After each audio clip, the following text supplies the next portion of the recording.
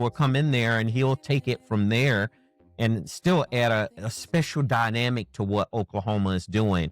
Let me ask you this, TJ, which is the most memorable rivalry in this game, in this series, that you can remember back in the time of which players, when the players were at Texas and when the players was at Oklahoma? What's your most memorable moment? I think what sticks out to me the most is that Vince Young and Mack Brown, before we won our national championship in 2005, really struggled with OU.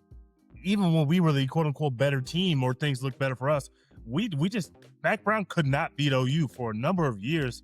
And in today's world, he probably gets fired before he ever wins that national championship because he had an Oklahoma problem. And in those days, Oklahoma just always had our number. I think the players that stand out the most are Adrian Peterson because he's from Texas and how good he was. The one that sticks out the most recently is when Caleb Williams came in as a true freshman. He wasn't even the starter yet. The starter, but I don't even remember who the starter was. Was it Jalen Hurts? It wasn't Hurts. It was somebody else. But the starter was no, it wasn't. It was the kid for the Saints. It was who was the starting quarterback for the Saints? Hey, that's who the starter was. The quarterback for the Saints? Yeah, the starting quarterback for the Saints right now had transferred to Oklahoma or started at Oklahoma, and he started the game. He started the year and he started the Texas OU game.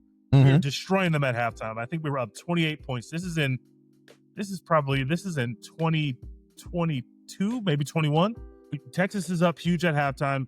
They put in Caleb right before halftime. Caleb scores a long touchdown before halftime to get the game relatively close, and then they walked us down in the second half because we had no answer for Caleb Williams. And that was kind of the country's introduction to Caleb Williams. This is what Caleb Williams is a freshman. You know, this is during Lincoln Riley's tenure, obviously, because Lincoln Riley that year took him and left. He took Caleb Williams and left and went to USC. But that year, I remember how devastating that was because we were destroying them at halftime. Mm-hmm. And they had nothing. They couldn't move the ball at all with that kid who now is the starting quarterback for the Saints. Yeah, you're talking about Spencer Rattler. Spencer Rattler. He was the starting quarterback. Rattler was their starter. Right. And after that, they actually lost both of them because Rattler left to South Carolina, and then also obviously Caleb left to USC, so they lost both of them. But they beat Texas that year. Oh my God, Pitt!